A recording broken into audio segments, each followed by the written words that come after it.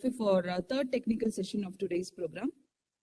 We have with us CA Ramesh, Chartered Accountant, for presenting on the topic. To give a very brief introduction about him, as a partner in SRBR and Associates LLP, qualified in the year 1982 and commenced practice from 1983. He is also graduated in economics from Vivekananda College, Chennai in the year 1978. He has presented various papers on bank audit, accounting standards, auditing and assurance standards, peer review at several CPE seminars organized by SRC and many branches. He has also co-authored a book on bank audit. Also is a member of Chennai iFinancial Reporting Review Group. With this very brief introduction, I wholeheartedly welcome you, sir, for today's program. Welcome to you.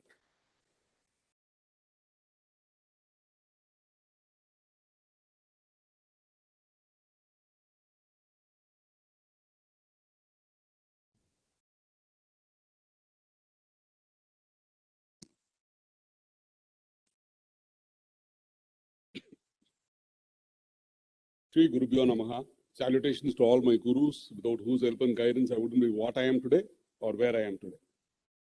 Good afternoon, ladies and gentlemen.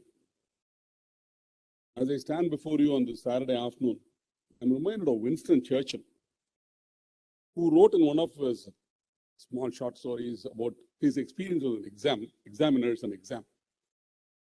He wrote, and I quote, "While I would have gladly exhibited my knowledge, examiners sought to exhibit my ignorance."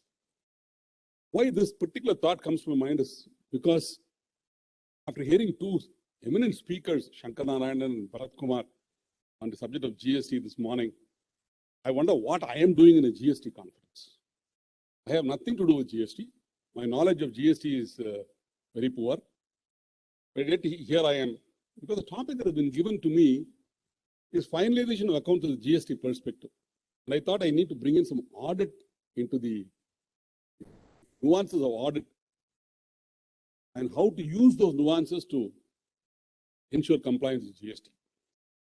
Having said that, I still don't understand why I'm here, but I will try my best to share my thoughts with you on how to ensure that the mistakes due to GST non-compliance gets captured even at the time of finalization of accounts, which otherwise could put us as auditors in a tricky or difficult situation. Invariably, what happens is we all finalize the accounts sometime in September or October, or postpone dates, and file a 9C much later. Although the 9C attest function of 9C has been removed now, 9C still has to be filed. And I'm sure most clients in this country will require the help of a chartered accountant to file 9 and 9C. At that point of time, if you come across certain things which we missed out in the financial audit, and if they are material enough, then we are actually telling the world that we did not do our financial audit properly, which is a very sorry state to be in. And that is the reason why I think the organizers thought it fit to have an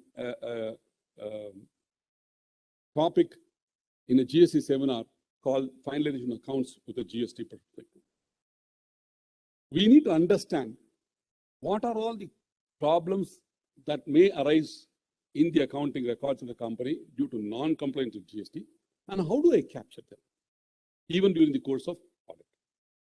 Let me go into the presentation and then we'll look at it. But before going into the presentation per se, a few disclaimers before launching into the subject matter. This is not a discourse on GST.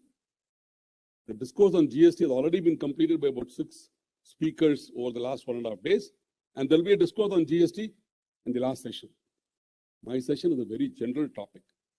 The aim is to highlight the ways and processes of looking at impact of GST on various line items in the financial statements. And the views expressed in are my personal views and not that of either the organizers of this seminar or that of the ICAI. What will I be covering in this session? I picked up 8 aspects that need to be looked at during finalization accounts. First, the books of accounts. It's very easy to say books of accounts, something which we all know, but then we need to look at the differences that may arise between the books of accounts and the GST returns, and why a reconciliation is a sine qua non to understand the nature of those differences.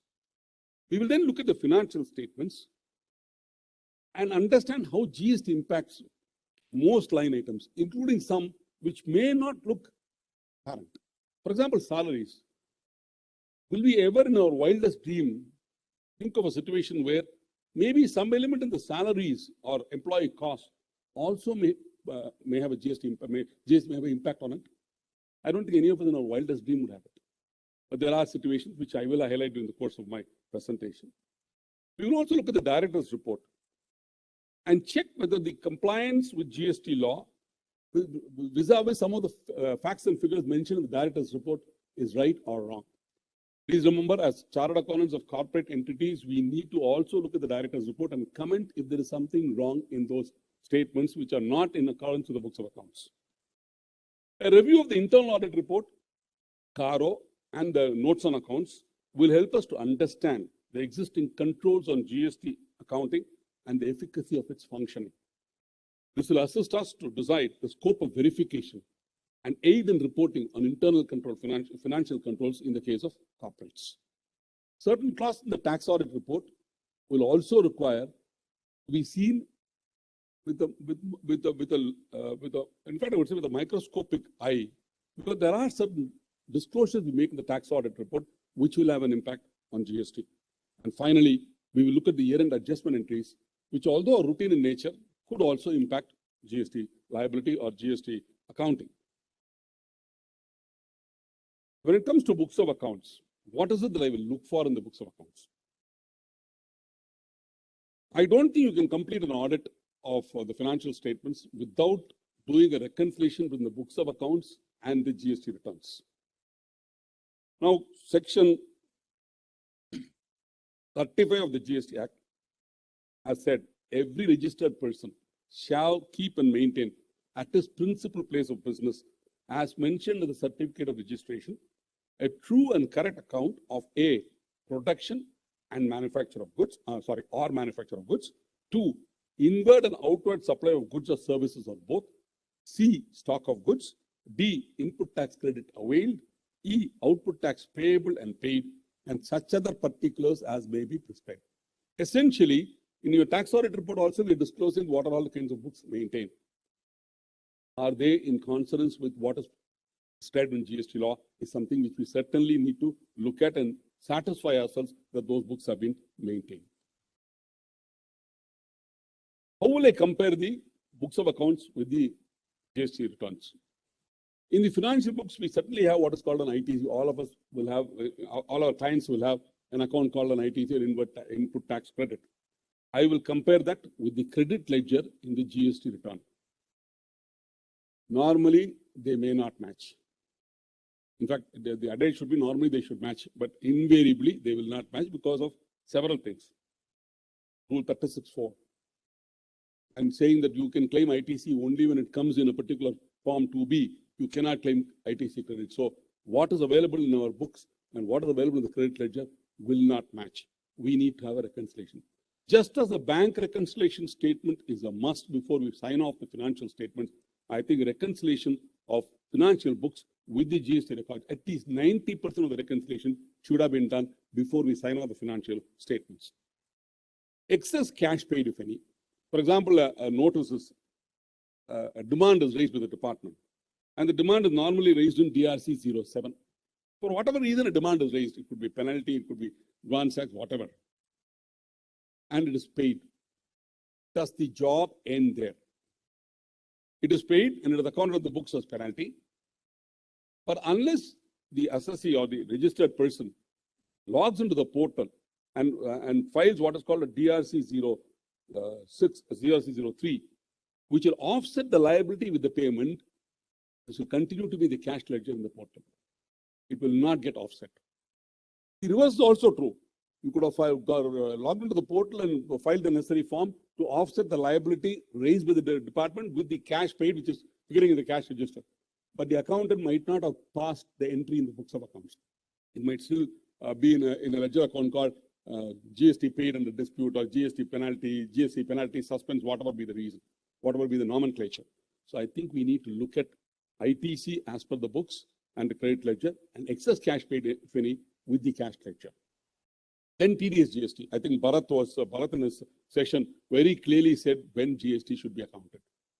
TDS GST should be accounted, unlike income tax where it says at the time of credit or payment, whichever is earlier, there's no such thing in GST. It should be accounted as and when the TDS is deducted by the purchaser of the goods and is remitted to the government and he files the necessary forms. Only then will my auditee as a seller account for the TDS GST. So there will be a gap in these two, which means we need to look at that. We have come across cases, believe me or not, we have come across cases where there is a TDS GST in the month of June, whereas the corresponding invoice has been missed to be booked in the assess books. So such things can also happen. We need to look at these things. Just like you would compare a 26 AS with the financial statements to see that all the income reflected in the 26. Now we have another annual information system report. Just like we compare all that to ensure that everything has been captured on the P&L, I think we also need to look at the TDS GST in the GST portal, at least the next few months from the time of the audit date, which is 31st March, at least from April, May, June, to see whether any invoice has been missed out to be accounted, but the purchaser has deducted TDS and has paid it to the government. ITC refund turnover. As per books, I will certainly compare GSTR 1 and GSTR 3. It might not match. And why it will not match is something we will see in the course of the next few slides. But I need to have a reconciliation for that.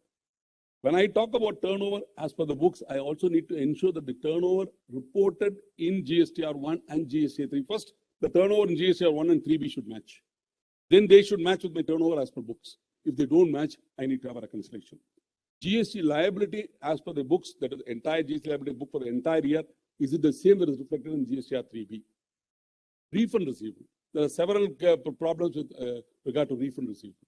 You have a refund receivable in the books, but there's nothing in the portal. I mean, they probably have not filed a claim as it.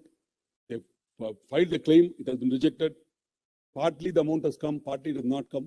What are the reasons for this? Unless we know the reasons, how can I sign off the financials? And finally, I will look at the turnover vis-a-vis GST liability with the credit and liability statement, which is there in the GST portal. I was mentioning that there could be a difference in turnover as per books and turnover as per GST. What are the reasons? The reasons are several.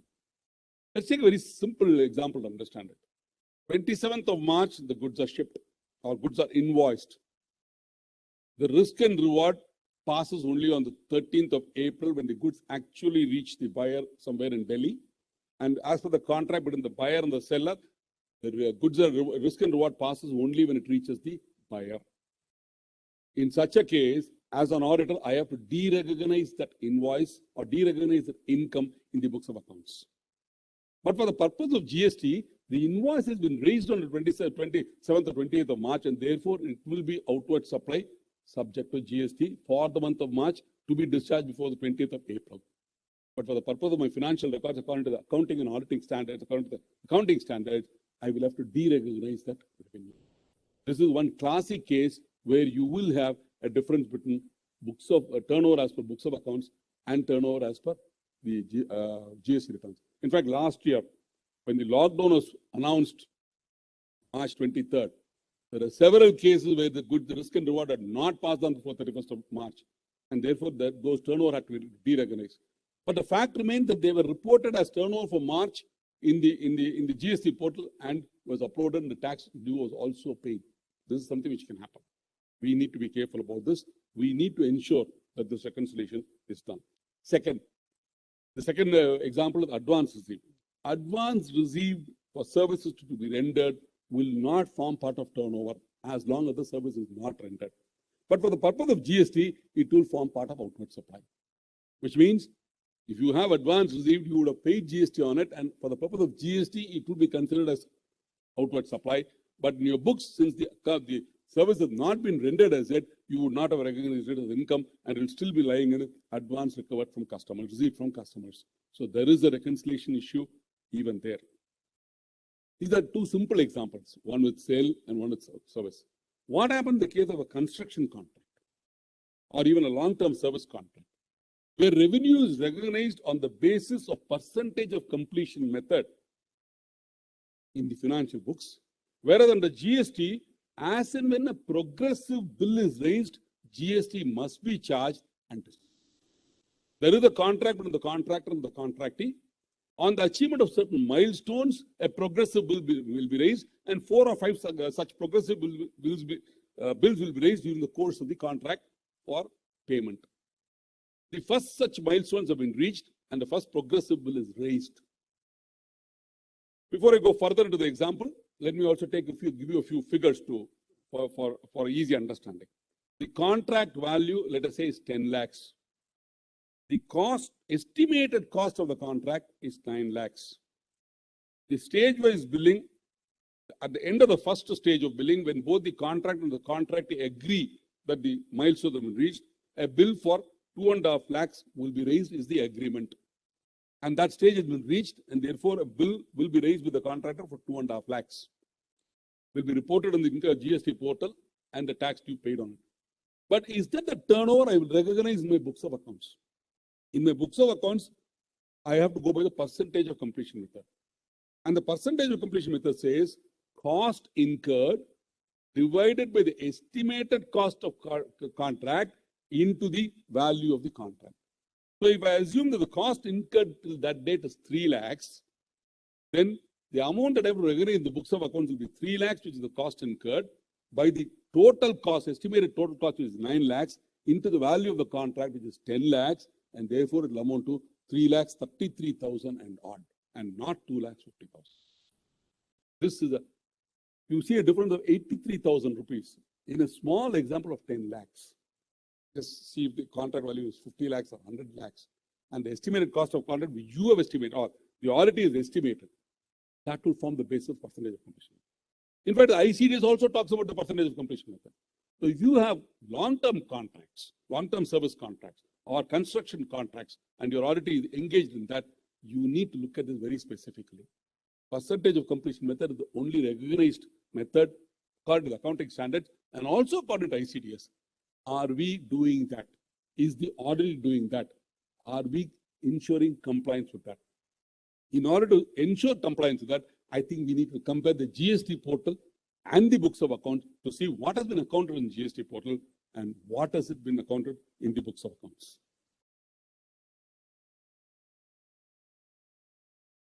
Although in the slide I've stated Ind AS, I think it applies to everybody. I think the mistake which I should change the next time in the slide.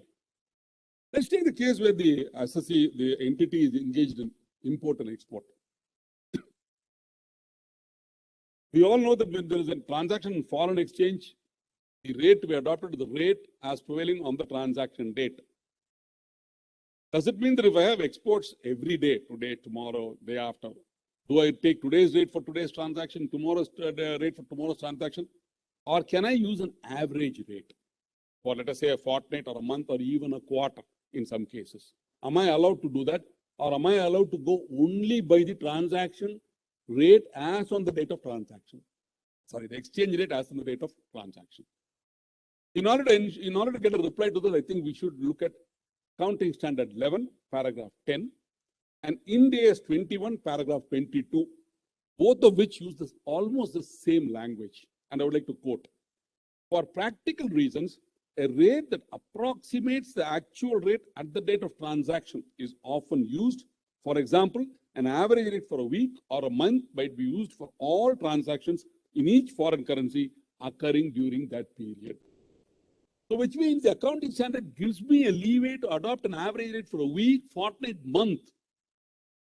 And this rate that I can adopt is arrived at scientifically by some of the experts, and there are portals which give you that information, which is what most companies, in my experience, which have import and exports on large volume use. They do not use a daily rate. So what is the problem? Just because they use an average rate, is there a problem? How do you account for that invoice to be reported in GST portal? What is the rate that you adopt? Do you report the same rate, the same amount that you record in your books of accounts, or do you have to report it to GST portal at a different rate? As per GST, the exchange rate to be adopted is a rate notified in the section 14 of the Customs Act. You cannot go by the rate that State Bank of India, the bank, your bank will give you. You cannot go by the average rate that you have taken from given to you by the experts and which the accounting standard allows you to do. But you need to go by the exchange rate notified in the section 14 of the Customs Act. Assume I have adopted a rate of 74 rupees to the dollar, INR to the dollar, as an average rate for the month, whereas under section 14 of the Customs Act, the rate specified is 70, I have assumed 73, let us say they have issued 73.20. This 0.20 rupee is going to create a difference in the turnover between books and the GST portal. Now the moot question is, how many exporters actually report in the GST portal at the rate notified in the Customs Act? That's what needs to be done. Because your GST Act says you should use the rate specified under Customs 14 of the Customs Act. If you log into the CBSE site, there is an exchange rate notified on a fortnightly basis by the Customs and it is available. Is this the rate we are using? Is it the rate that is to be used? I leave it to the experts, GST experts, who will have to guide us whether we can deviate from the rate and use the rate that we are adopting in the books of account. But if they are using that rate, if there are certain people who are using the rate prescribed by the Customs under section 14, you are bound to have a difference between your books and the GST returns. So to that extent, I think we need to be careful and we need to have a reconciliation for it. You also need to understand that this GST rate, the rate prescribed in section 14 of the Customs Act we use is only applicable for goods. It's not applicable for services. As per the GST rules for services, the rate to be adopted is as per generally accepted accounting principles, which effectively means we can adopt the same rate as recorded in the books of accounts, provided there is no significant variation. So you have a situation where you are exporting both goods and services. For goods, you will report to the GST portal at rate notified in the Customs Act. For services, you will record it in the same rate that you are using for the purpose of books. You are going to have a plethora of reconciliation to be done. There is no escape from the fact. If you are in a situation like that, I think you need to have a reconciliation. There is nothing wrong in there being a difference between the books of accounts and the GST portal. Let's be very clear about it. In anything, whether it's ITC or book or turnover, there can be a difference. In fact, today there are differences. All we want is a reconciliation to explain that these differences are legitimate, legal, valid. If they are not valid, I think we need to question the client as to why there is a difference and take appropriate action. This is the important crux of reconciling the books of accounts with the GST portal. Just like the BRS, there are items which have not come for clearing. There are items, they are called reconciliation items, and they will get reconciled in the next year when they appear in the bank statement.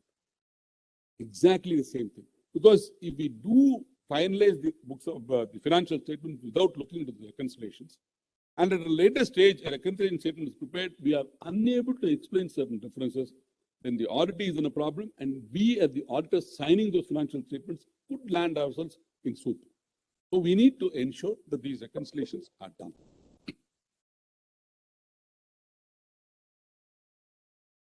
Please note that you could have different rates for the same HSN. How often do we actually, when we do audit, compare, check whether the rate levied by the auditee for the sale of products by him is the right rate that he is adopting? Bharat in the mornings in the previous session waxed eloquently on the rate structure, on the classification, the rate. So I'm not getting into that, and I don't have the knowledge to get into that. But we should not be misled by the HSN code, especially the first two digits.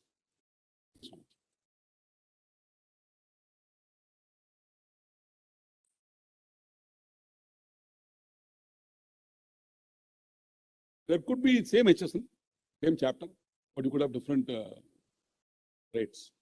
But we'll take a simple example. Example chapter 64, footwear. Footwear is taxed at 18%. However, if the maximum retail price of the footwear does not exceed ₹1,000, the rate will be 5%.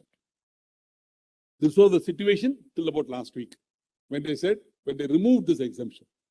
This was an exemption given for almost 2.5 years that the exemption was available. For footwear costing less than ₹1,000, the rate is 5%. For all other footwear, it is 18%. I do the audit of a sports good in Chennai. where they sell footwear ranging from 600 rupees to probably 20,000 rupees. Now, if they had adopted the same 18% for everything, they would have been non-competitive as far as footwear less than 1,000 rupees is concerned, which means I can give value add to my client by saying, look, you are charging 18% on a footwear which costs 1,000 rupees, whereas the GST Act wants you to charge only 5%. So if you charge 5%, you become more competitive in the market, which is value addition to the client in terms of being an auditor. We move from the role of an auditor to the role of a consultant, which is essentially what we should actually be doing. If they had charged only 5% for all the footwear by a misreading of the circular, which gave an exemption for 5% for footwear costing less than MRP, less than 1,000 rupees, then they would have underestimated the GST liability, under-collected, and then woken up, and if the department had woken up, or they themselves woken up, they would have had to pay the remaining 13% out of their hand.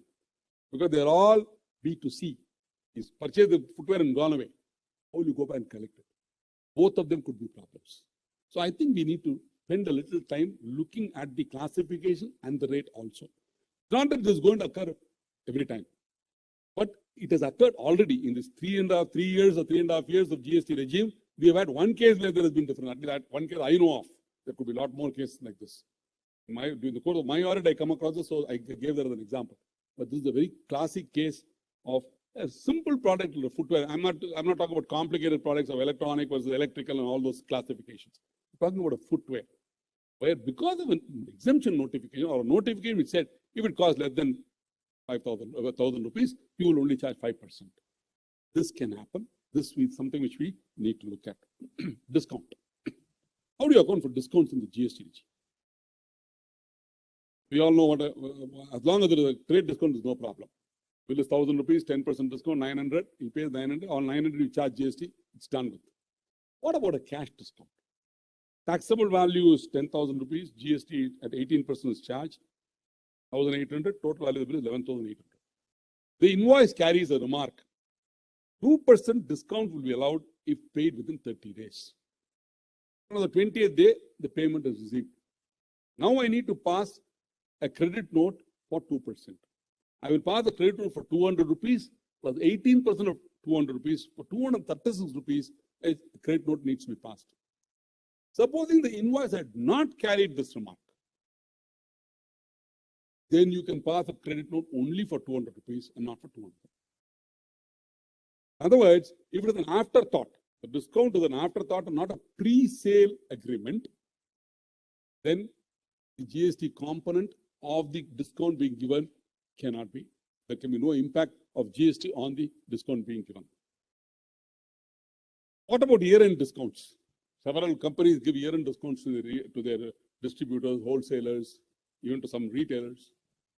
Again, there must be a pre-sale agreement in writing. Only then can the discount be given, and the discount given should be capable of being linked to individual invoices. If that condition is satisfied, then the GST component on the discount can also be accounted for. Otherwise, you cannot. So if there are year-end discounts being given by any of your auditees, please ensure that there is a written agreement for this, and it is a pre-sale agreement and not a afterthought post-sale agreement entered into between the buyer and the seller.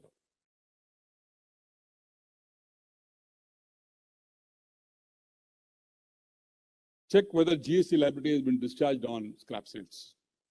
We have come across cases where they have sold and not discharged the GST liability. And the reply that they come up with when they have not charged it, they said, sir, we sold it on a lump sum basis. As is, whereas lump sum basis we sold, so we didn't know what is the amount of taxable value on which the GST should be levied. None of this is going to hold good when they finally go for an assessment. Anything sold, scrap as sold as scrap, there must be a GST component on it. If they have quoted a lump sum, you've got to back work it and find out what the GST liability and discharge it. Normally, a line item, profit or loss on sale of fixed assets in the profit and loss account, will trigger me to look at the fixed asset schedule, or should I call it the property, plant and equipment schedule, because today the accounting standard has been changed and the format of Schedule 3 has also been changed. But we still come across corporate financial statements where the word fixed assets is used in the face of the balance sheet. On the face of the balance sheet, it should be property, plant and equipment and not fixed assets. The format has been changed. So please do look at that also. And non-compliance with the format can also lead us to put us into problems. So I will look at the property, plant and equipment schedule, look at whether the asset sold has been deleted from the gross block. The depreciation charge till the date of sale has been deleted from the depreciation block. And if these two has been done, obviously the net block will reflect correctly. But under the GST regime, I think I need to look at one more item. Because the GST liability on the computation of the profit or loss is not a straightforward case. In cases where ITC has been availed on the capital asset, it is not a straightforward case. It is not a straightforward computation. Again, let's look at this with a small example. Before we go into the example, I would like you to look at the bottom of the slide where in cases where ITC has been availed and the asset is sold within 5 years, the GST payable will be higher of A, the sale consideration into the applicable rate, and B, the reversal of the proportionate ITC claimed. Now let us take an example to understand this. The cost of the capital asset is 10 lakhs. ITC claim is 1,80,000 and we have availed it. We have claimed it ITC. The maximum life of the asset as per the GST rules is 5 years. Irrespective of the fact whether you use it for 3 years or 8 years, the maximum life as per the GST rules is 5 years. So the asset, if the asset is sold after 3 years of use for 3,25,000 rupees, essentially the GST liability is on the transactional value, which is 3,25,000 into 18%, which will work out to 58,500.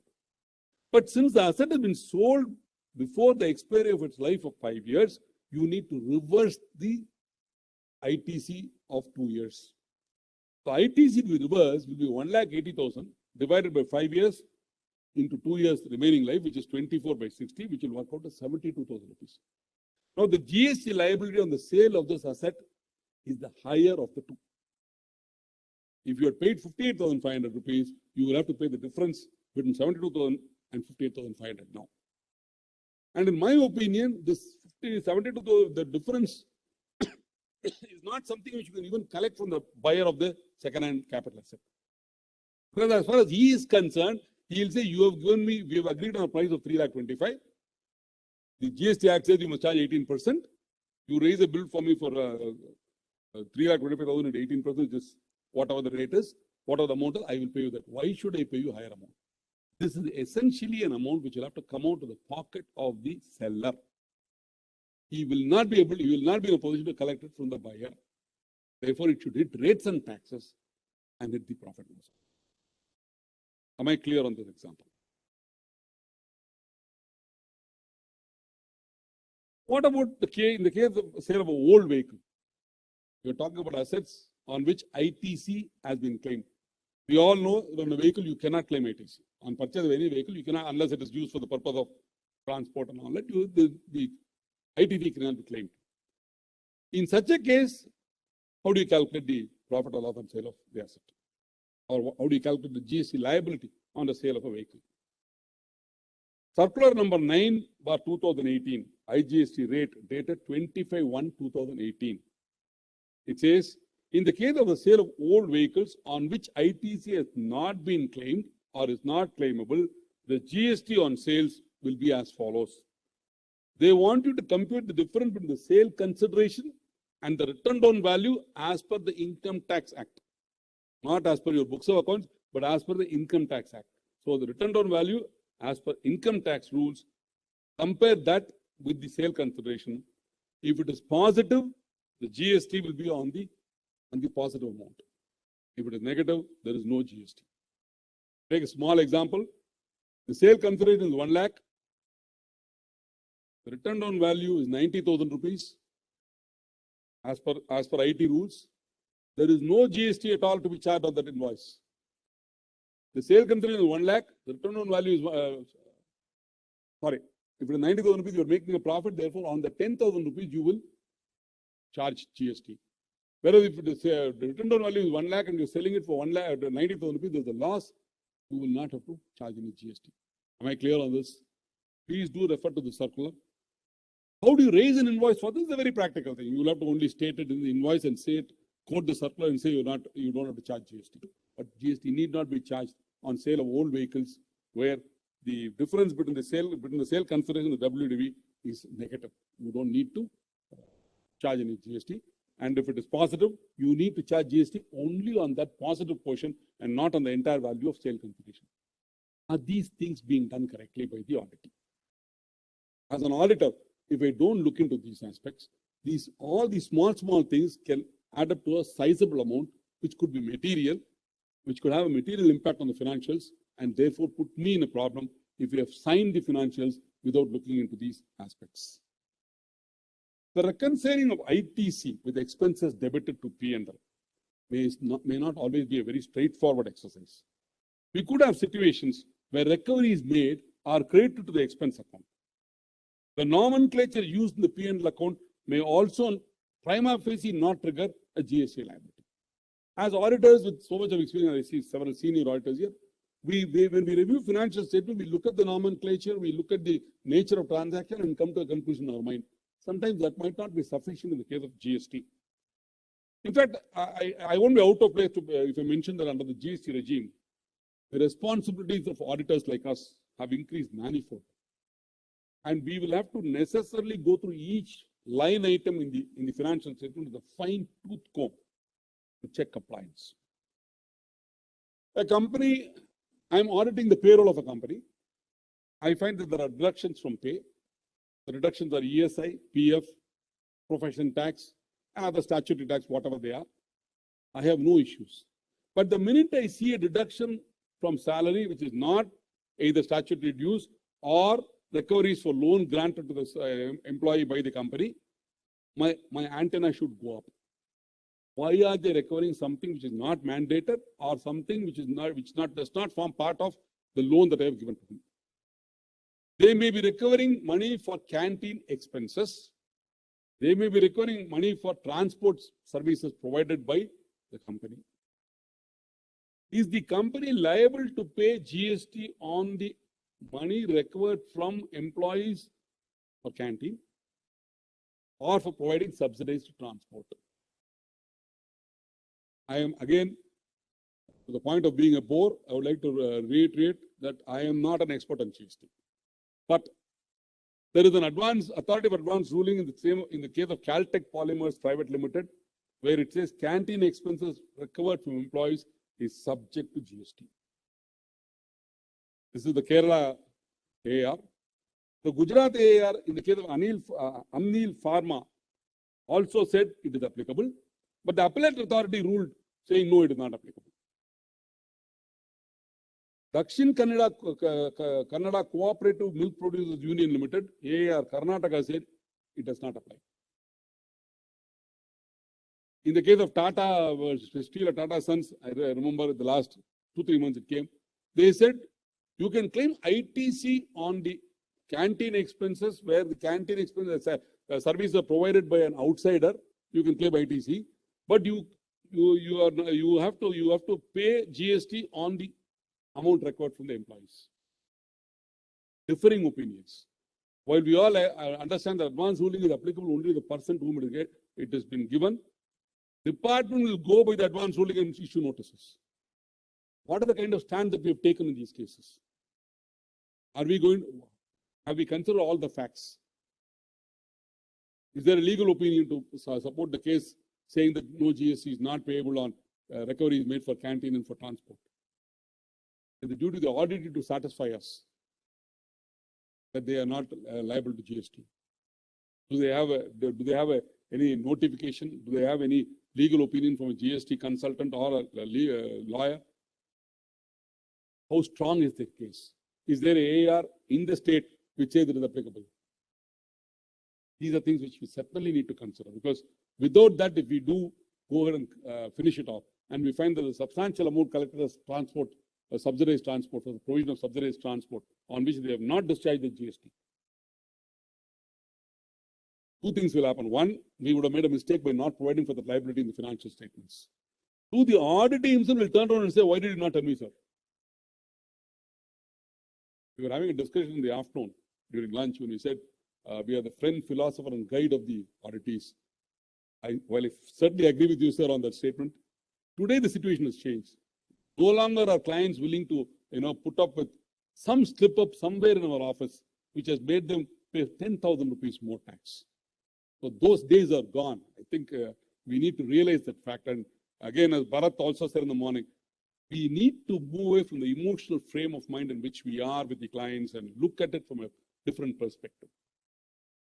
I firmly believe that today clients are with us because we are giving them quality service at a very, very affordable rate.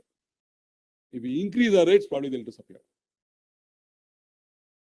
He will turn around and say, if you had told me to pay GST on recovery made for my employees for subsidized transfer, I would have paid. And it would be substantial, which means I've understated my liability in the balance sheet. In fact, in the pre-GST regime, there were two cases where notice pay was subjected to service tax was ruled against the department. The department during service tax regime sought to levy service tax on notice pay. What do I mean by notice pay here? I, as an employee of a company, I have entered the contract with the company that either the company gives me 3 months notice and asks me to quit, or I can give 3 months notice and quit. There is another clause which says, if I don't give 3 months notice, if I don't want to serve out the 3 months notice, I need to pay the company 3 months salary that I would have drawn, and I can quit the company today. That is what the contract between the employer and employee. When the company recovers money from certain employees for not serving their notice period, is that recovery made from employees subject to GST? The Service Tax Authority sought to, subject to service tax. But fortunately, there are two cases, both of which was decided against the department. One of the case of GET&D India Limited was Deputy Commissioner of Central Excise, 2020, Madras High Court. Again, the department and in the garb of GST have started doing that.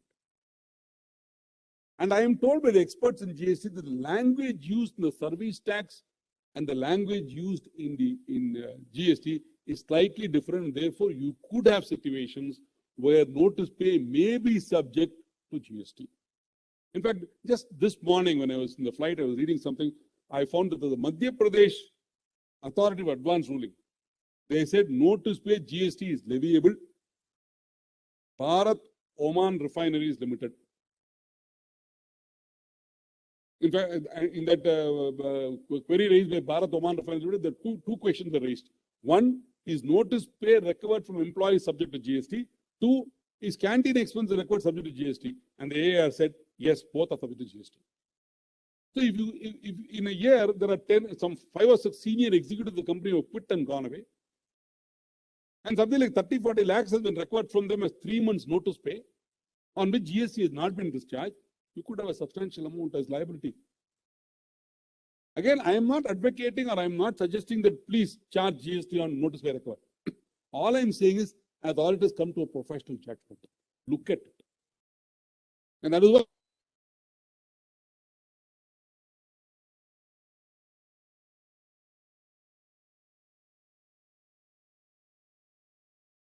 as long as TD has been done on it, fine. And paid by check, fine. Is there a GST element at all in it? How often do we look at it from a GST angle? But don't you think we need to look at it, because there is at least one state where, there are several states where notices have been issued by the department, and there's at least one state which I have been able to come across, Madhya Pradesh, where the Authority of Advance Ruling has said it is liable to GST. We can fight this out probably, but till it is finally settled at the highest apex court of this country, we need to be aware, we need to educate our auditors, we need to see whether a note is called for in the audit, in the notes on accounts, based on an opinion obtained from the legal experts. The company has not provided for so much amount, which could be the liability on notice pay record, to safeguard ourselves in the first place, and see whether it could be a contingent liability tomorrow. The department asks. These are things that we need to consider at the time of finalization of the accounts, not at a later stage.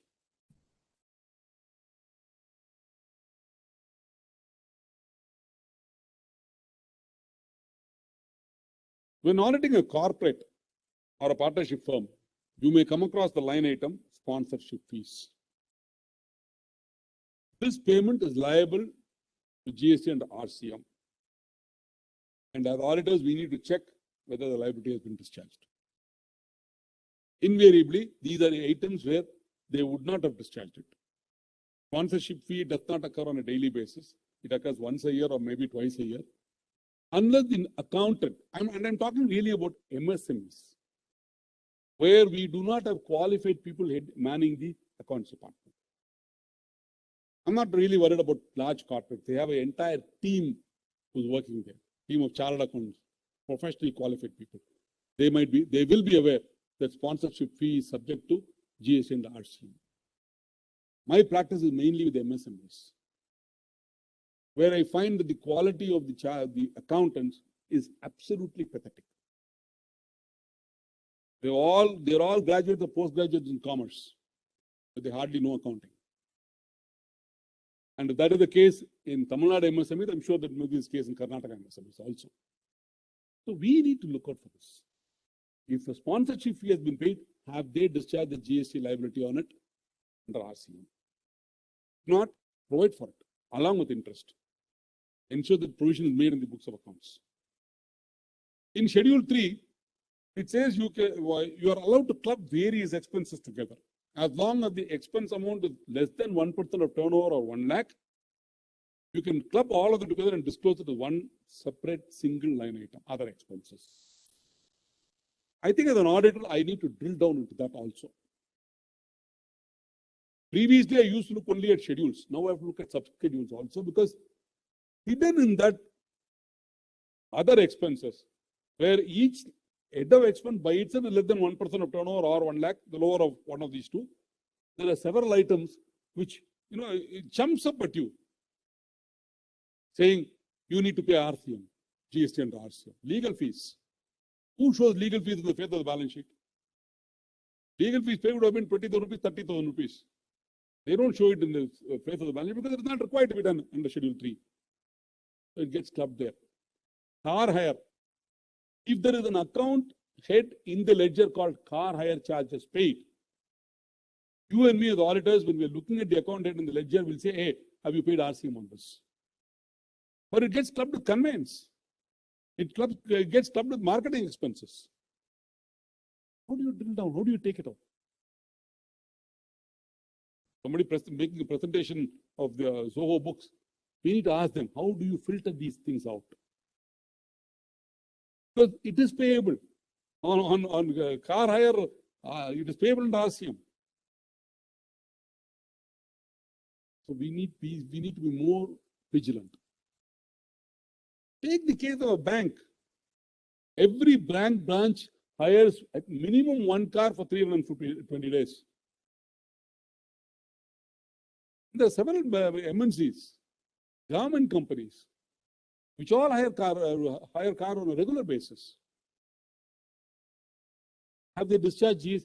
Even our own small MSME clients, when their buyers come from BHEL, Trichy, the car is hired for him, and if he stays in Chennai for 3 days, the entire 3 days the car is with him. They pay car hire charges, RCM. RCM, I think, is a dragon, a silent dragon. You can claim credit for it, but have you discharged it first to claim credit? As auditors, we need to look at that in a very clear way. Similarly, for GST, TDS, as a system been set up by the audit team to account for GST, TDS. If they have received payment from the supplier 4 months after they gave the bill, but the supplier is still, from the buyer, but the buyer is still not paid the GST, is there a system to follow up? It's equivalent to cash, just like the TDS under Income Tax Act. Here it is. In fact, here it is even more, because you can immediately discharge. The minute it comes into it, all that the auditor needs to do, the registered person needs to do, is log into the GST portal, see whether it is right, accept it. Within 20 seconds, it comes and sits in the cash ledger. That's the speed with which it happens. But is there a system to take care of it? Have they set up a system? If there is no system, then how are we saying that the internal financial controls are working correctly?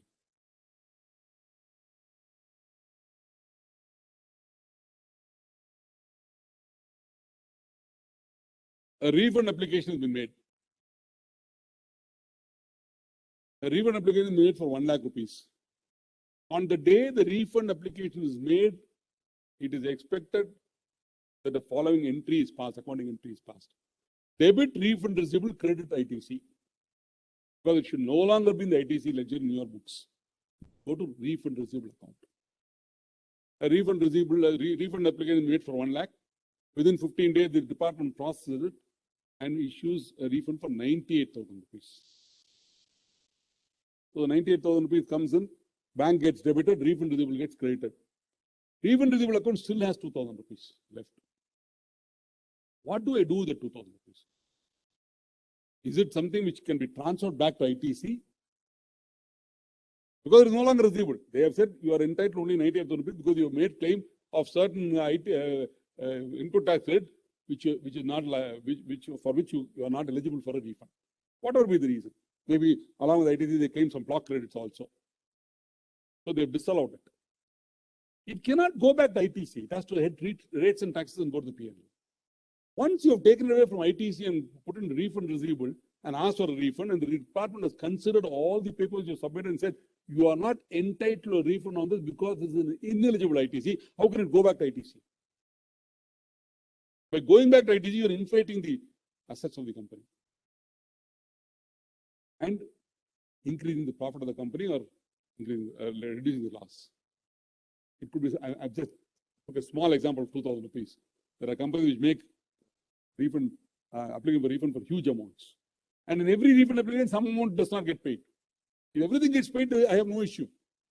I'm probably the happiest auditor. For every debit to the credit corresponding in the refund receivable, done, finished. That doesn't happen.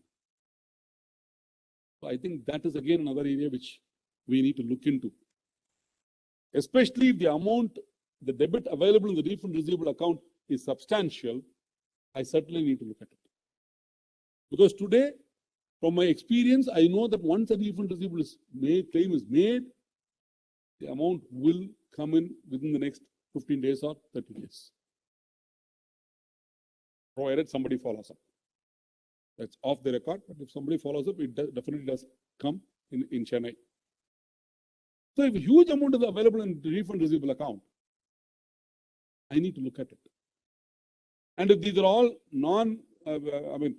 short paid or short received by the registered person, I need to see whether they need to be transferred to the rates and taxes. But if they're just huge amounts, refund made and refund claim made, but nothing received as yet, I first need to check whether they actually filed the refund claim. They only transferred to the books of accounts. They have not even transferred to refund receivable account. The balance sheet will not get affected in any way because it will continue to be in current assets, either as ITC or refund receivable. But I think the classification here is also important. The reader will think you are entitled to that refund, whereas you might not be entitled to it. So if the refund has been made, I think we need to look at the entire gamut. From the way, are they eligible for a refund? Have they made the refund on time? Have they got it? All these things we need to look. And if they've short received it, then pass the entry for the short receipt and take it to rates and taxes. In the financial statements of a corporate, mandates age-wise analysis of debtors. There is no such requirement when it comes to trade payables. From next year, it is being made mandatory by the Companies Act, by the amendment of Companies Act, but till 31st March 2021, corporate financial statements. While debtors have to be classified, age-wise analysis to be done, there is no such requirement as far as trade payables are concerned. The only classification of trade payables is amounts due to medium and small industry, industries and others. In fact, that is a disclosure that will be made on the face of the balance sheet. Again, during the course of bank audits that I do, even now I come across cases where it is not shown on the face of the balance sheet, but is shown in the schedule to the trade payables or mentioned as the notes. In the notes column it is given. Please remember, ladies and gentlemen, that the format of Schedule 3 was amended 2-3 years back, where this classification between MSME and non-MSME has to be shown on the face of the balance sheet. Is that a grave error? It's not a grave error. But God forbid tomorrow, due to whatever reason, you get pulled up on that balance sheet before the disciplinary committee of the Institute of Chartered Accountants of India, they'll say you have not even followed the format. Not following a format has landed people in trouble. Not following guidance notes has landed people in trouble. I think we need to look at those aspects also. Are we in line with Schedule 3? In fact, today I think, even though I've reviewed something like after a company like 2013 has come in, I think I must have reviewed at least 500, 600 corporate financial statements. But even today, I think I have the Schedule 3 format from the MCA site in front of me in my laptop before I review. Because there are several changes they're making on a daily basis. Company that 1953, there were no changes at all. Like 2013, they're issuing notifications and changing or inserting something. So I think we need to look at those things also. Why am I talking about aging analysis of trade payables?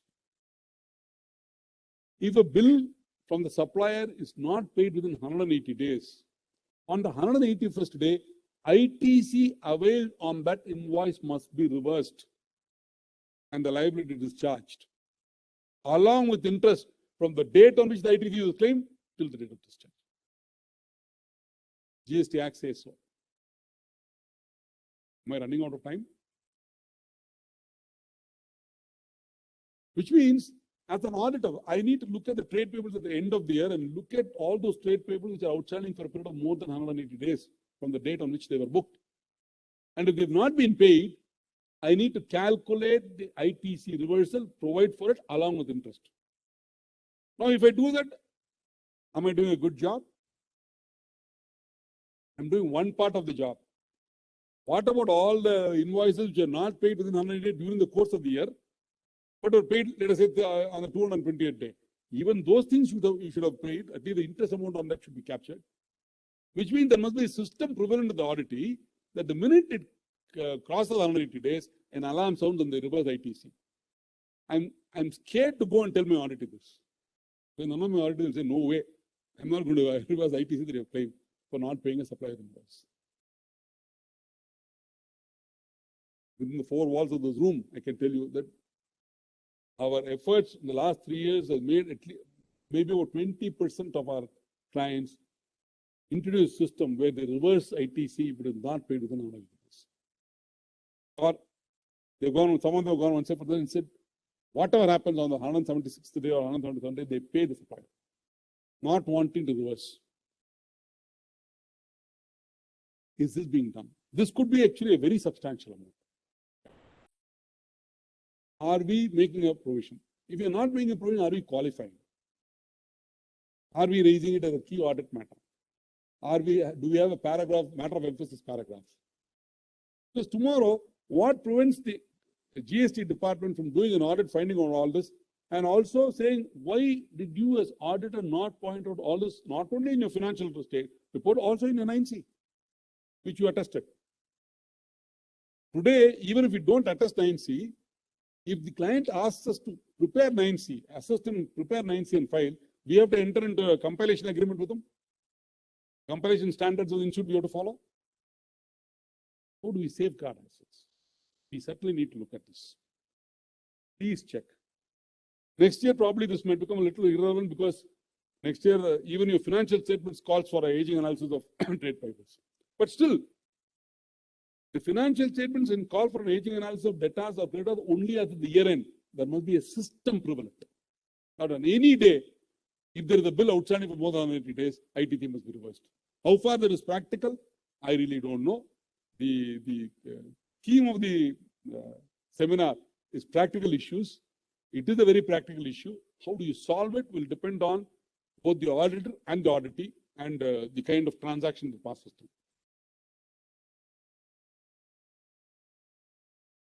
How do you disclose the GST figures? You net off the GST liability with the ITC and TDS and excess cash paid in FRE, and if the resultant balance is a Debit balance, you disclose another current liability, it's a credit balance under liabilities. But when I say net off, I mean, this is very similar to disclosing income tax. AS 22 says tax paid, tax payable minus tax paid.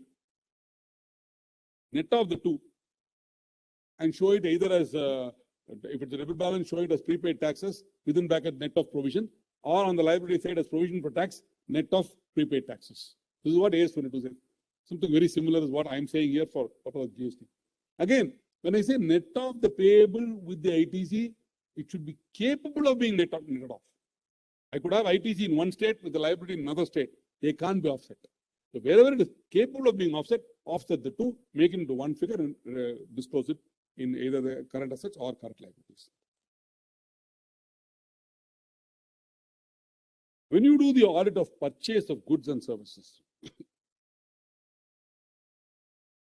we have come across certain cases where ITC has been claimed on the basis of an invoice, although the goods have still not been received. Again, typically, definitely in the last month of the year, invoice have been received from Delhi on dated 27 March. Goods are received only on 8th April. It is goods in transit. I cannot claim ITC. I can claim ITC only in the month of April and set it off on 20th May. I cannot set it off on 20th April. But authorities will do that because they want to ease their cash flow problem. While we sympathize with them because the business needs, am I putting myself in trouble and also him in trouble by allowing this or overlooking this? That's something which we need to look at.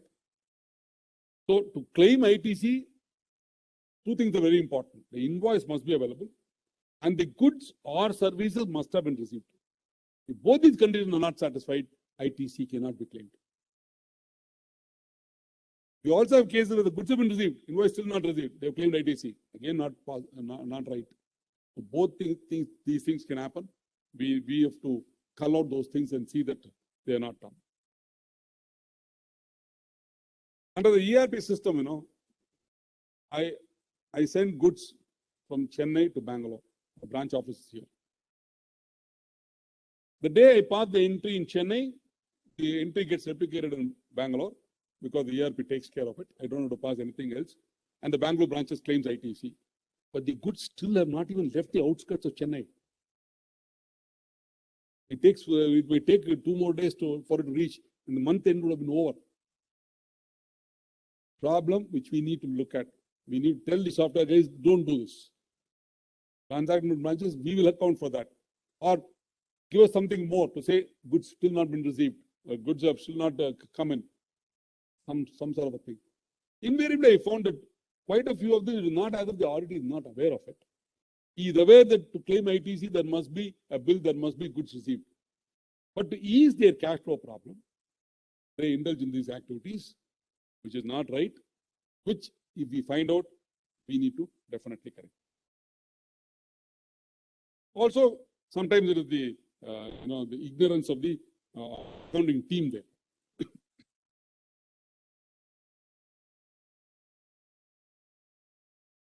It's very important to check whether the accounting policy followed by the entity as regards capitalization of property, plant and equipment has been correctly disclosed.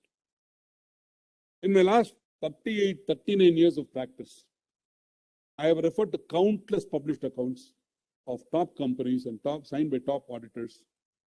And I have read the accounting policy adopted by those companies to find out whether I can use the language they've used there for the purpose of the accounting policy of the auditee that I am auditing.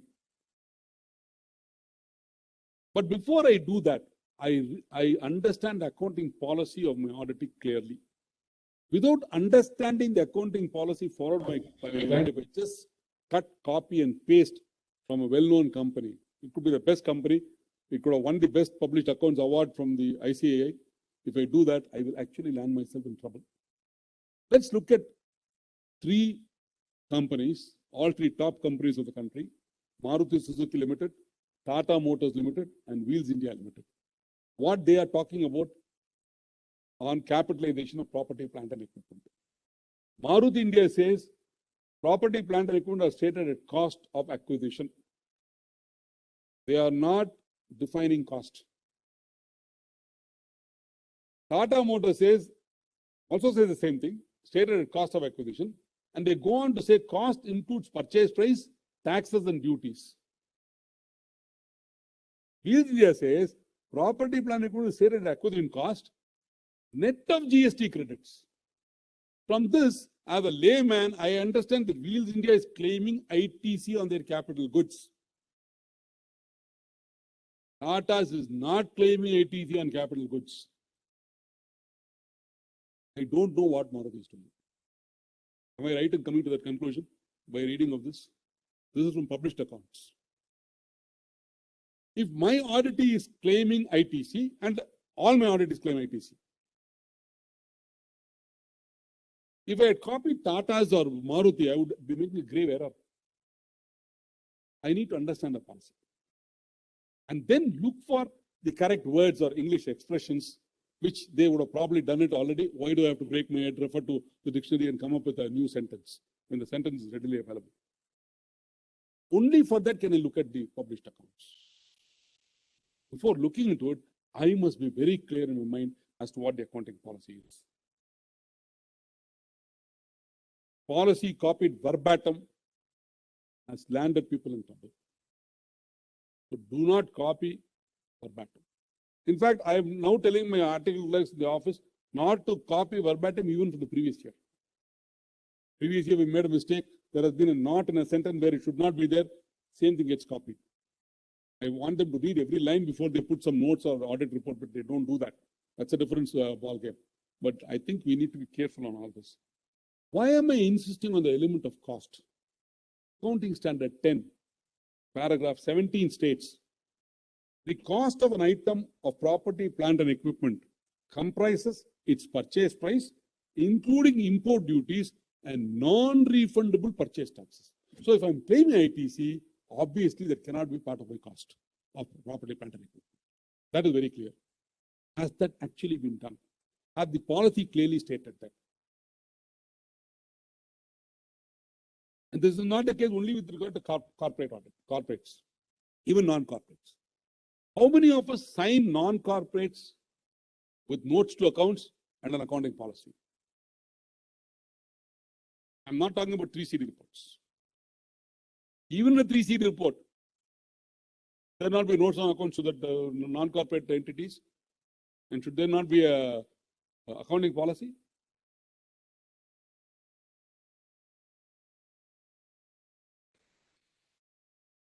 SA 700. Forming an opinion and reporting on financial statements. There are 5 illustrations given at the end of the essay. I'll let you into a secret. I normally don't read the essay, I read the illustrations. That gives me more information. Essay is very complicated, very boring, very dull. So I read the illustrations first and then read the essay. The 4th illustration, the heading of the illustration is Auditor's Report on Financial Statements of a Non-Corporate Entity, which means SA 700 expects us to give an audit report even for a non-corporate entity. While this is out of subject for this, since the topic is finalized in accounts, I thought I'll go a little more than just GST and look at this also. Please do issue a report. Have a standard 1-page or 1.5-page report for non-corporates. And in the case of non-corporate, they can say they have not completed the AS22, they have not completed the AS22. I can state whatever I want to state.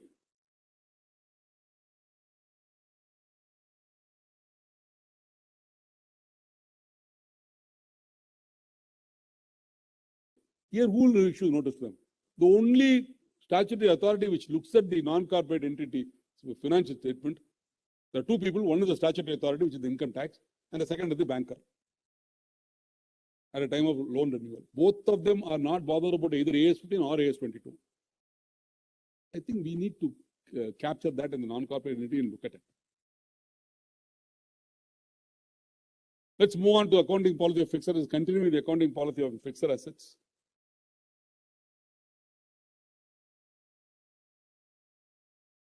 Motor vehicles, ITC is generally not available on motor vehicles for transportation unless it is for transportation of persons having approved seating capacity of not more than 13% is not available. Only more than 13% it is available.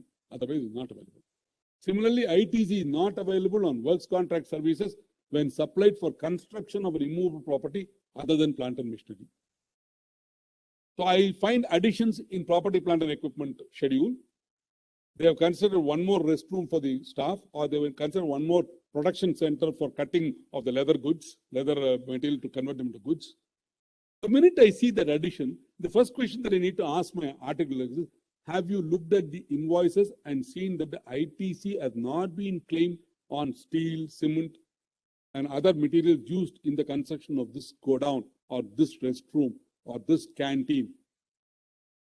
Because if they've claimed it, it is ineligible. They're not entitled to it. So, an addition to plant and to buildings in the fixed asset schedule of the property, plant and equipment schedule should wake up the auditor to look at ITC compliance or GST compliance.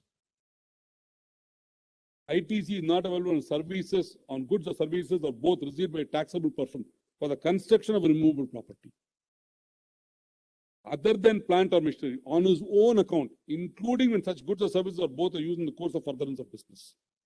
Whether I construct the restroom or the canteen or whether I get it constructed by a contractor, I cannot claim ITC on the inputs. So even a review of the fixed asset schedule or the property, plant and equipment schedule will raise GST questions. And if I miss it out, probably there'll be a GST liability. At least if you had added it there, you would have claimed depreciation.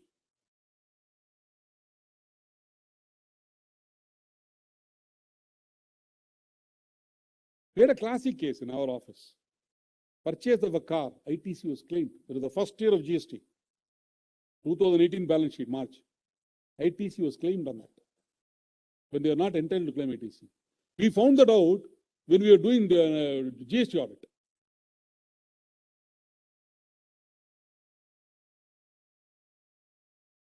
ITC is claimed. To that extent, the depreciation of the car was lower. ITC also not allowed because we had reversed it in pay.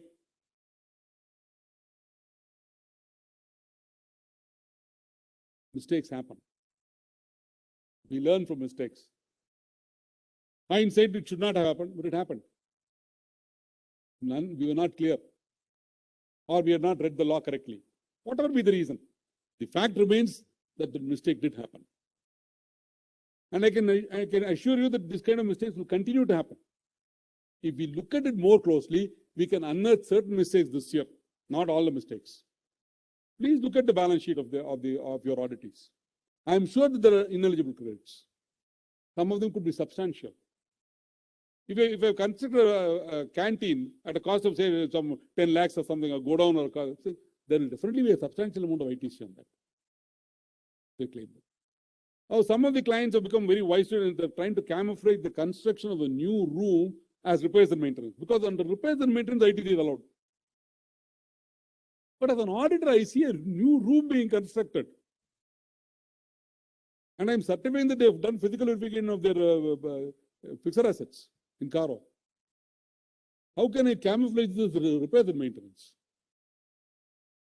Do I not have to look at it at the time of finalization to see whether there's anything that needs to be captured and reported? Lift, centralized AC are permanently fixed within the structure of a civil construction and assumed to be integral part of civil structure, and hence ITC cannot be availed.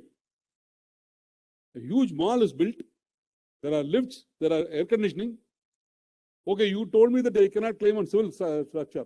I am claiming ITC on my lifts, escalators, and also on the AC plant. Karnataka authority building, therefore you cannot claim ITC even on that. Several rulings are available. We need to take a very calculated professional judgment. It calls for thought process, evidences, and a professional judgment. So if you are in, this is Bangalore, Karnataka Authority for Advanced Ruling has said that, and the department will only go by what the AR said, that lifts and, in general, lift and centralized AC are permanently fixed within the structure of any civil construction and assumed the integral part of civil structure, and hence ITC cannot be waived. these are things that we need to look at. Not only is ITC not available on capitalization of motor vehicles, ITC is also not available on the following: general insurance, servicing, repairs and maintenance, all these things are not available. The managing director of the company wants to get his car repaired every 6 months so that he has a brand new car always. Huge amount is spent. ITC is claimed, debited to repairs and maintenance. ITC cannot be claimed. These are notifications and circulars, some of which we need to have, we need to understand. Every notification is impossible to read except by the people who spoke, the 6 people who spoke before me and the one gentleman who speaks after me. Otherwise, for all of us, it is impossible to read every notification, every circular issued.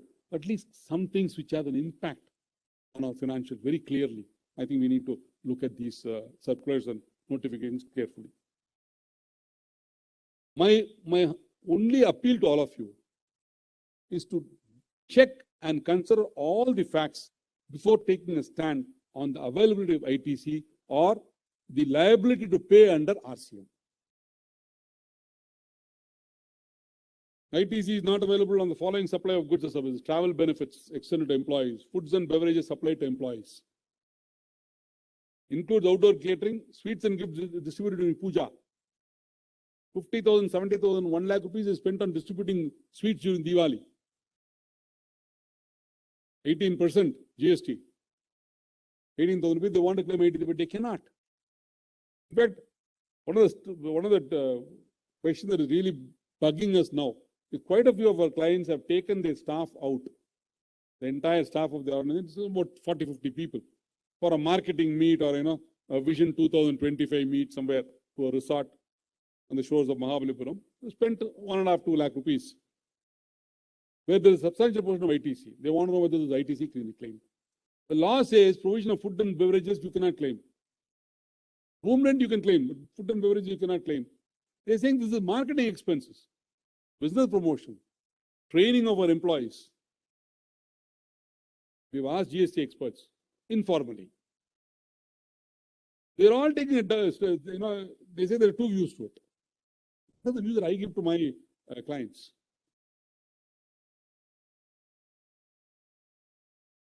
Calls for professional judgment, calls for disclosure. Calls for professional judgment, conclusion, and then disclosure, appropriate disclosure in the notes to accounts, or if necessary, even in the audit report.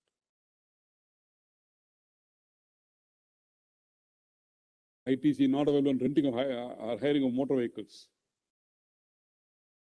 Travel and hotel accommodation. This is something I would like to spend 2 minutes on this. Check whether the GST charged on rail and airfare is either IGST or CGST and SGST of the state in which the business entity is registered. Supposing I had come on this trip at my own expense, and I'm not charging it to the organizers. They got me tickets, so I'm not charging anything. They got me all the tickets and all that. But if I had purchased my own business, my own air ticket to come to Bangalore and claim it as an expense in my firm, on the ticket I purchased from Chennai to Bangalore and Bangalore to Chennai, back to Chennai, the GST charge is IGST. I have no issue. I can claim ITC for it. But after having come to Bangalore, I take a flight to Mysore. The GST charge will be SGST and CGST. I cannot take ITC for it in Chennai because I don't have an office in Bangalore. I cannot claim ITC on Chennai.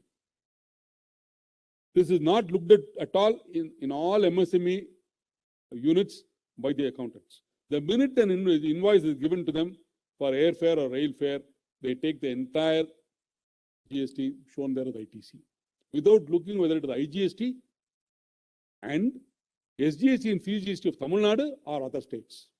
If it is other states, they cannot claim. In fact, a very strange case where one of the directors of a private limited company came and stayed in Bangalore. They don't have an office in Bangalore. They have an office only in Tamil Nadu. He came and stayed in Bangalore. And the Bangalore hotel had given him a bill which correctly stated SGST and CGST of Karnataka. The accountant of that unit said, sir, they have made a mistake. They should have charged IGST. They have charged SGST and CGST. So I have changed it and accounted as IGST.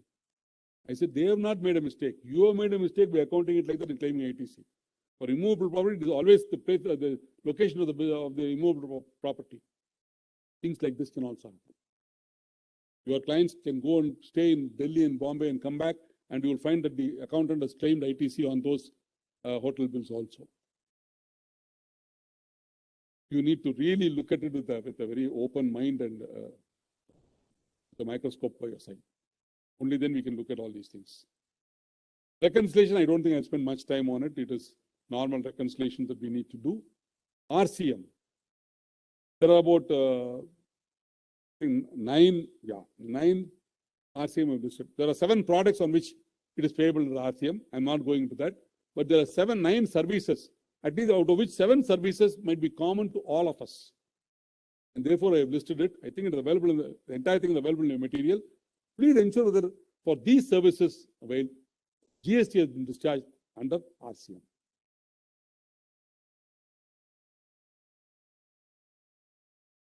Expenditure in foreign currency. I look at the director's report and they have disclosed expenditure in foreign currency. And then I asked my assistants, was there any expenditure in foreign currency? They said, no, sir, there's nothing like that. No consulting fee, no technical fees paid. Then we look into it and find that they've imported a machinery from Germany.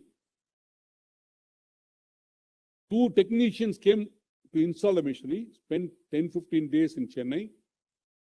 All the charges that was paid to them, reimbursement of the hotel, airfare, and also a fee has been capitalized along with the machinery, which is the right as per the accounting standard for capitalization machinery. But have they paid GST under RCM on this? Is the question. If it was technical fee paid or consultation fee paid and it was debited to P&L account, they would not have missed it out. But because it had got clubbed with fixed assets, as part of fixed assets, because the accounting standard says so, this got missed out. Luckily, we had not signed the balance sheet, but it got missed out during the course of audit.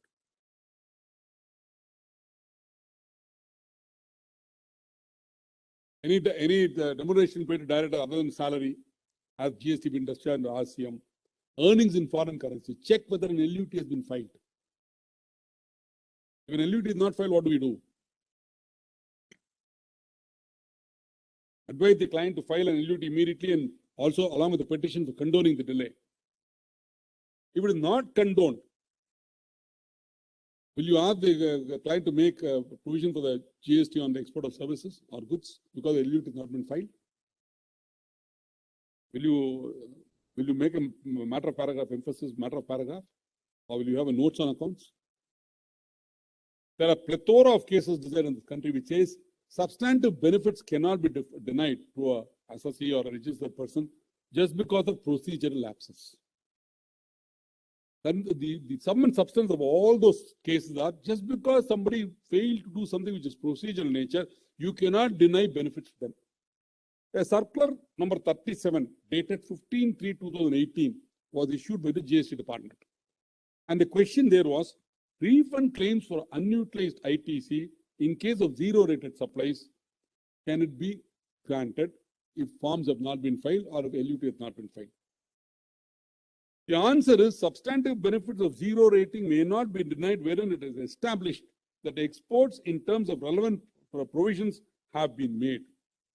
The delay may be condoned and facility for export under LUT may be allowed ex post facto basis, taking into account the facts and circumstances of each case.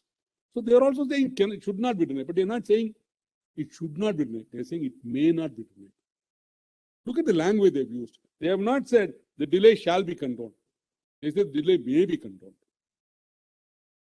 And facility for export under LUT may be allowed ex post facto basis, taking into consideration the facts and circumstances of each case. The minute they use the word may, I tend to look at it with a jaundiced eye. That means they are giving a scope to charge. So if several exports have been made during the year without LUT being filed, do we at least bring it to the attention of the readers of the financial statement by having a notes to accounts paragraph? Company indulges in CSR activities. In order to indulge in CSR activity, they donated blackboards whiteboards, smart TVs, various laptops to a school nearby, and claimed ITC on the purchase of all these substances, items. Are they allowed to claim ITC on CSR, amount spent on CSR? The ICAI guidance note, technical guide, I'm sorry, it's not a guidance note, it is ICAI's technical guide on accounting for expenditure on CSR. Paragraph 30 states, indirect taxes like GST, ED,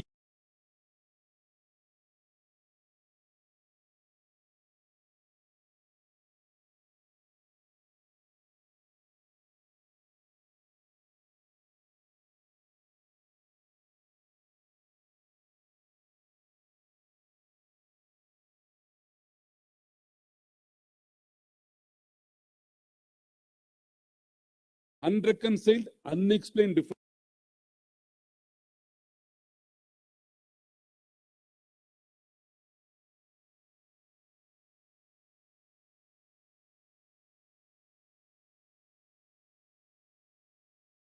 I think we need to take a stand, we need to take a professional judgment, whether it calls for a matter of emphasis paragraph or a qualification or at least a notes to which we call attention to, without qualifying the report.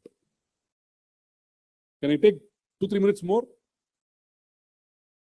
2 more minutes, okay. Coming to Caro, there is a clause, paragraph 3(2), which talks about whether inventory has been verified and whether there are any material discrepancies on the same, and if so, how they have been dealt with in the books of accounts. Now, if you look at the question, it only talks about material discrepancies.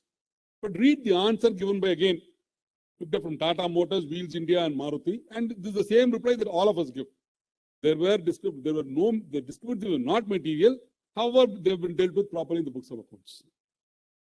The minute I give this as an auditor, should I not go back and see whatever adjustments I made or whatever discrepancies were accounted properly in the books, whether the ITC on that has been reversed? Simple example. Physical verification, they say 105 units of this. Physically, in the books it is 110. So which means 5 has either been lost, destroyed, stolen, given away as free samples. Something has happened, it's missing. I make an adjustment in the books, but have I seen to it that the ITC on those 4 or 5 items which are missing, which I had claimed earlier, has it been reversed? Even an answer to a question in Caro should trigger an auditor to look for GST compliance, whether those entries have been passed in the books of accounts. I can keep going on and on. My material is available with you. I think there are still about 10-15 slides to be covered, but we are running short of time. All I would like to end is by saying that definitely under the GST regime, finalization accounts with the GST perspective is a must. And we as the auditors will ensure that we don't land ourselves and the auditee in soup 3 months down the line after we have signed the financials and we are preparing the 9 and 9C, we come across certain non-compliances which have a material impact on the financial statements, which then affects the audit report that we give and the financial statements that we sign. Thank you, ladies and gentlemen, for a very patient hearing. I hope you enjoyed my presentation as much as I enjoyed presenting it to you. Thank you. Thank you very much, sir. Any questions offline? Okay. We will take just one question. So good evening, sir. I don't know whether did I hear it not correctly or what. Just need a clarification from you. You just told CSR activity ITC is not available. But the Companies Act, it mandates, no, for each and every company that. No, CSR activity is mandated by Companies Act, and you have to enjoy, provided the company fulfills the threshold limits. I'm saying goods and services acquired for the purpose of CSR activity, the GST component of that cannot be claimed to the ITC. Okay, let's take an example. I'm a company, I want to engage in CSR activity. The CSR activity I have chosen for myself is to donate laptops to the school nearby. It's an approved CSR activity. I can do that.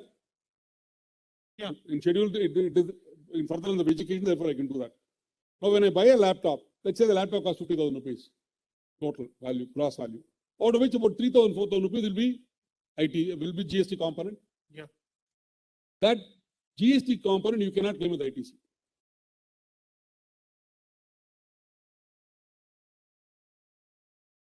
The ICA technical guide on accounting for CSR states clearly that it should not be claimed. And I think also a circular issued by the GST department which says you cannot claim ITC. I'll send you the reference of the circular. Sure, sir. Okay. Thank you. Thank you.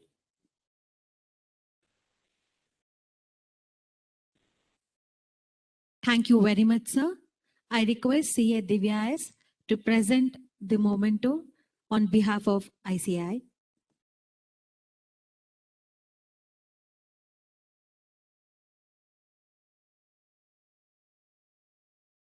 It was great hearing to you, sir.